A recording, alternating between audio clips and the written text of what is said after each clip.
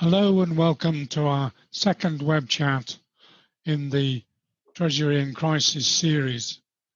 We're going to be looking at supplier risk, and we're joined by Brian Shanahan, CEO and founder of Informita and Terms Check, who many of you will know. And we're going to be talking about supplier risk, but supplier risk is only one of the 5 types of risks that we've got in this coronavirus crisis, this pandemic crisis. And it ranges from people risk, liquidity risk, which a lot of corporate treasurers are focusing on, including cash flow forecasting, obviously, the recession risk, which is not a risk, it's happening, it's just a matter of what, and business continuity. And that's really what overlaps with this supplier risk.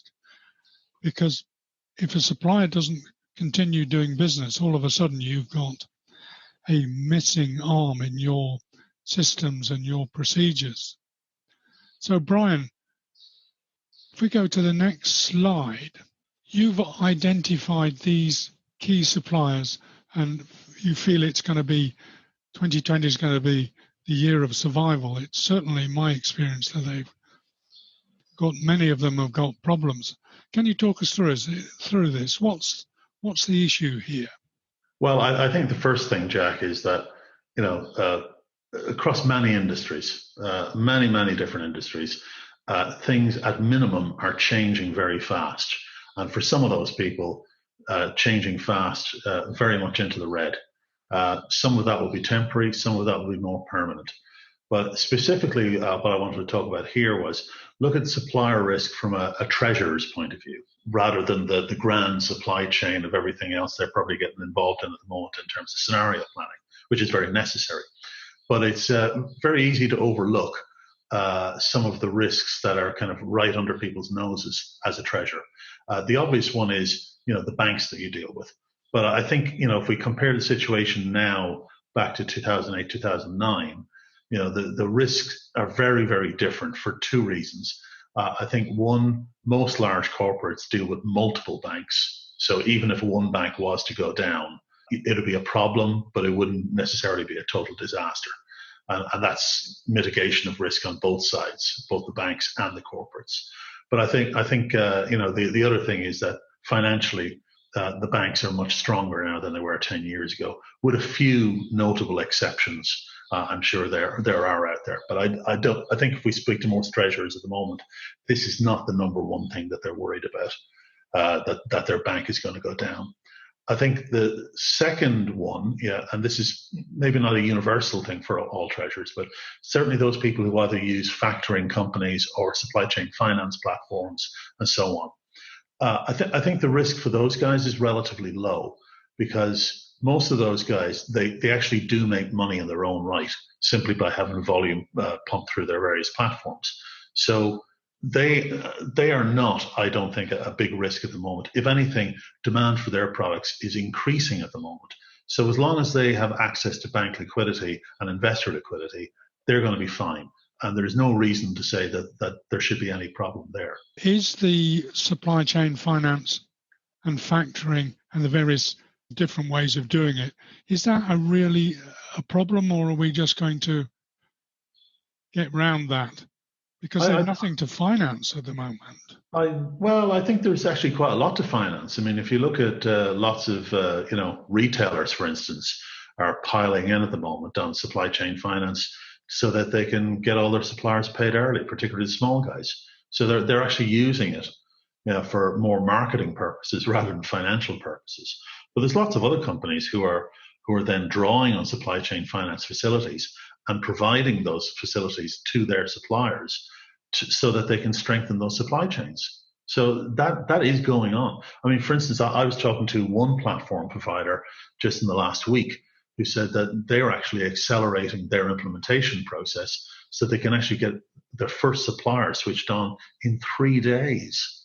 I mean, this is unheard of, but it shows you that one, there is increased demand for that kind of product at the moment, and lots of people, be it the buyers or the platform providers, are responding to that demand increase. But like I say, unless the funding suddenly disappears from those platforms, which I don't think it will, because it's usually pretty diverse in its own right, the same way as a corporate treasurer would have in terms of banking facilities, then those guys, quite frankly, should be fine.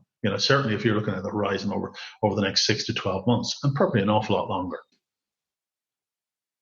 So then the other area that you've highlighted as a year of survival is TMS and cash flow forecasting. What's going on here in your opinion?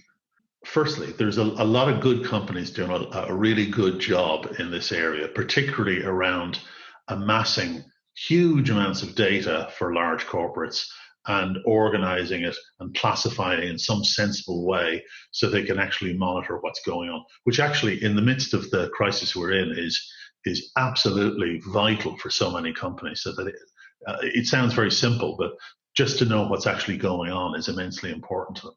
But I think one of the weaknesses potentially is that there's lots of the companies who are in this area are relatively new. There's lots of fintechs in this area, and they're not necessarily as financially strong as much more established companies. We're not dealing with the IBMs of this world, in terms of their balance sheet strength. And particularly with the fintechs, I mean, their business model is about being funded by venture capital style funding for greatly accelerated growth. Now, one of the problems for those guys is that on the one hand, there is very high demand for their products. I don't think that's changed in terms of the market sentiment. Do they want these things? What has changed is that now with the crisis, nobody, and this is not against any of these companies, is talking about implementing anything right now, because everybody's focus is on the pandemic. What are we going to do about it? How is it going to change our business? I was reading a treasurer friend of mine this morning, and what's his number one issue? As you'd expect, liquidity. And what are the scenarios in which liquidity could be a problem for them? This is everybody's focus right now. So they're not talking about buying new pieces of software. And unfortunately, that means that for many of these guys, their so-called sales pipeline has literally just disappeared overnight. Now, that's a huge problem for them, because many of these companies are actually deliberately running at a loss in order to grow at this very accelerated rate. But they need new customers and new revenues to keep on coming in the door, to keep that cycle going so that they get the next round of funding, et cetera, et cetera. Yeah, that's effectively stopped. That's why you're concluding that software is one of the greatest risks. Yes, because fintechs in particular are always a risk in terms of they go out of business because they run out of cash. That's always a problem. But in the current environment, many of those fintechs who probably had some very starry-eyed growth forecasts for the rest of the year, that's just gone. And the question is, can they now survive probably till around this time next year without not just any sales growth, but any sales at all? That really brings us neatly to this second slide of yours, because that reflects my understanding of the COVID-19 crisis and how it's going to pan out. And banks and other people I've talked to are of the same opinion, that it isn't going to be weeks, it's going to be months and may well be over a year. September 21 is one of the dates. That's explain what you're seeing here.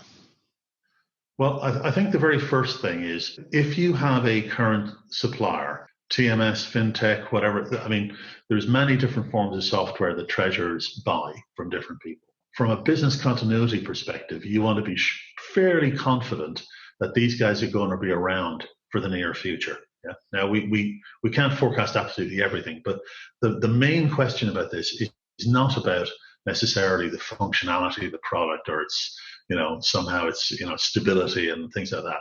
It's about their financial health, and unfortunately these are questions that are often not asked in any great detail, particularly with people who you may have been dealing with for several years, and you may think you know them very well on a personal basis. So the first thing is to ask the question and say, okay, guys, do you have enough financial strength to so I can be confident that you're actually going to be here this time next year? But the second part of that, And this is common when we talk about many procurement organizations when they're dealing with new suppliers, particularly startup suppliers, that they will actually ask about a company's financial health. And they'll actually ask for numbers. And they'll ask for bank certified numbers in many cases, so that they can be confident that these guys actually have a business plan that's working, and that they're not just about to go bust in the next few months, which would, operationally speaking, cause a massive problem. Yeah? Absolutely. And the similar sort of thing is going to happen if we get problems with the SaaS platforms. Again, can you explain?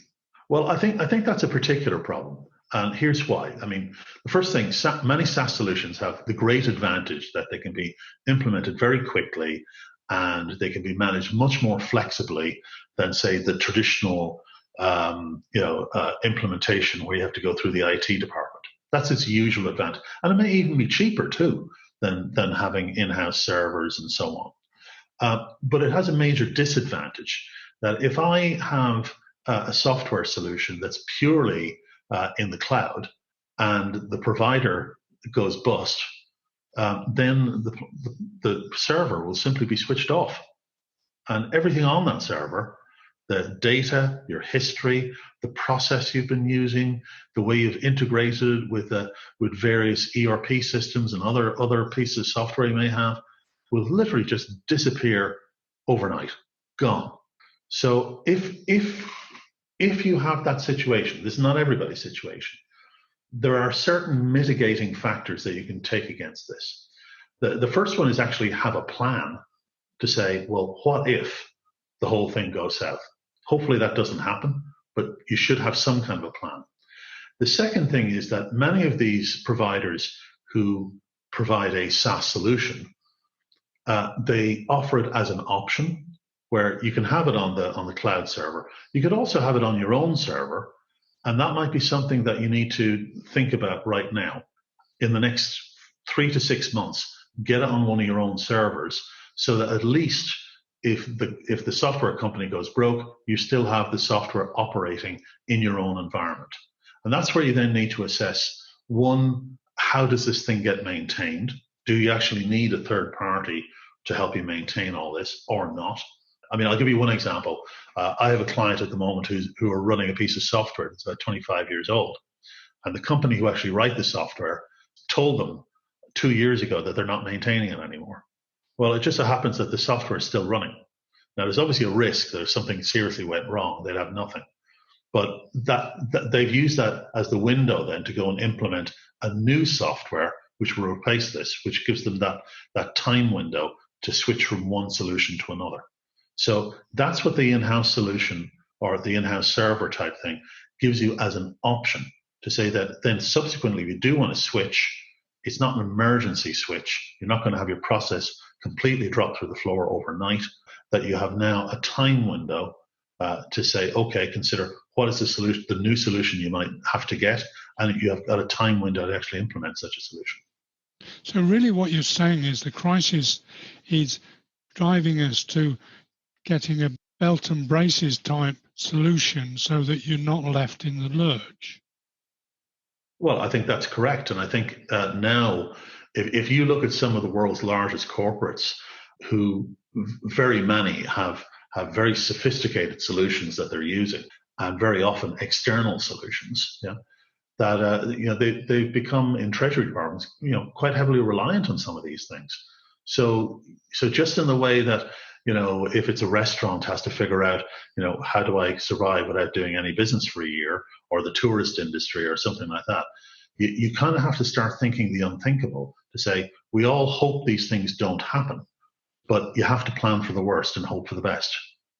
Wrapping this up, it's think of the unthinkable and use a belt and braces approach to make sure you get business continuity in your treasury services. Most definitely, because I think most treasurers would agree with this right now, that having a functioning, responsive treasury department for the vast majority of major corporates at this point in time is absolutely vital. And anything that gets in the way of that is something that you have to mitigate against. Thank you, Brian. Really, really scary times.